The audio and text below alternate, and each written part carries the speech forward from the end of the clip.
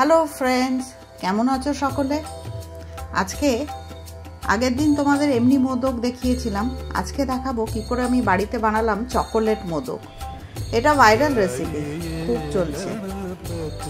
দেখা যাক কেমন করে গণেশজির আশীর্বাদে চকলেট মোদকটা কেমন হয়েছিল বানানো, তোমাদের সঙ্গে শেয়ার করে নিতে চাইছি। ভালো লাগলে লাইক করো, শেয়ার করো, সাবস্ক্রাইব করো, ফলো করো আমার চ্যানেলটাকে। দেখো, এই চকলেট মোদকটা আমি বিভিন্ন জায়গায় দেখেছিলাম, বিভিন্ন রিলসে, ইনস্টাগ্রামে দেখলাম যে অরিও বিস্কুট দিয়ে সবাই মোদক বানাচ্ছে।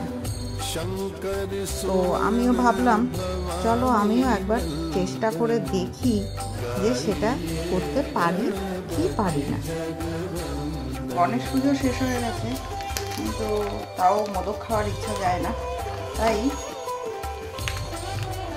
এই আজকে ভাবলাম অরিও বিস্কুট দিয়ে অনেক ভাইরাল রেসিপি দেখলাম, তাই ভাবলাম এটা একবার ট্রাই করে দেখি অরিও বিস্কুট দিয়ে মোদক বানালে কেমন হয়।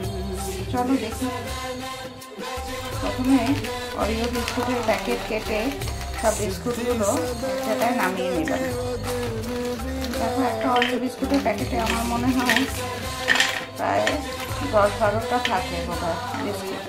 তো এরকম আমি বিস্কুট নিয়েছি।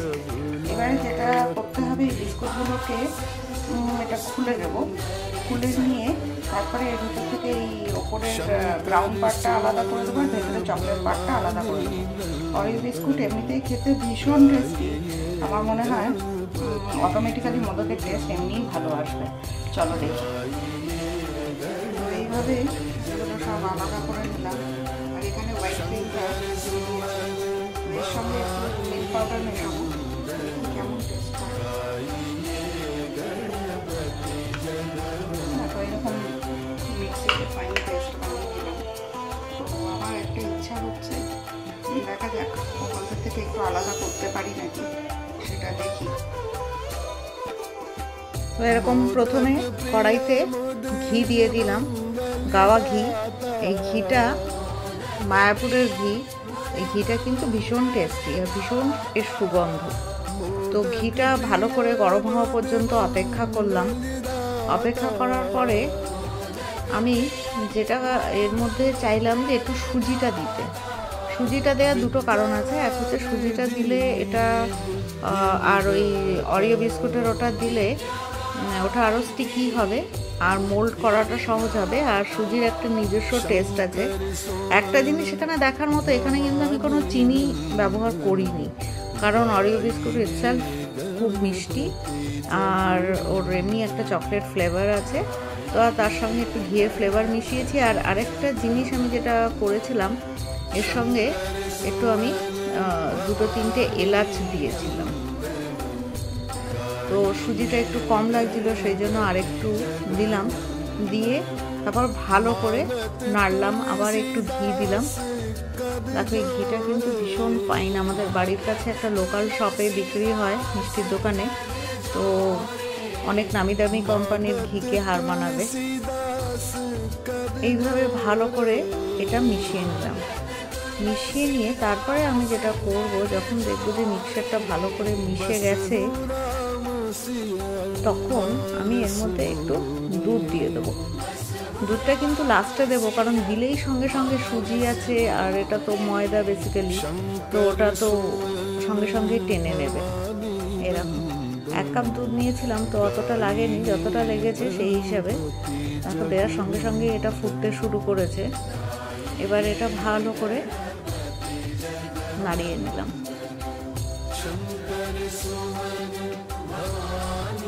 দেখো কি সুন্দর একটা স্টিকি স্টিকি ভাব আসছে, এই তো প্রায় হয়ে এসছে। এবারে কিন্তু এটাকে আমরা নামিয়ে নেব। কালারটা কিন্তু খুব সুন্দর এসছে।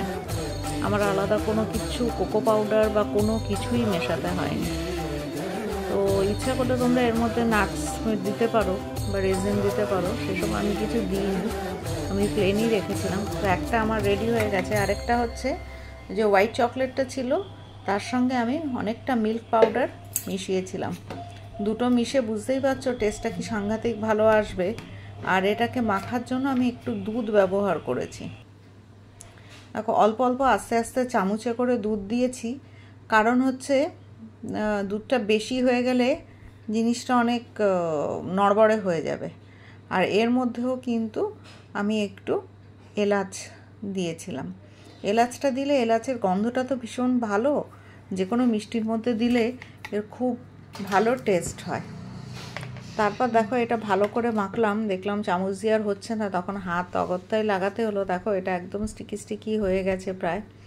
তো এটা ভালো করে যেরকম ময়দা মাখার মতো মেখে নিয়েছি, দুটোকেই আলাদা করে। দেখো সুন্দরভাবে মাখা হয়ে গেছে। এরপরে আমার সেই মোল্ড রেডি। এবার মোল্ডের মধ্যে হাতে করেও করা যায়, কিন্তু হাতে করে করার থেকে দেখেছি মোল্ডে করলে না শেপটা খুব সুন্দর আসে।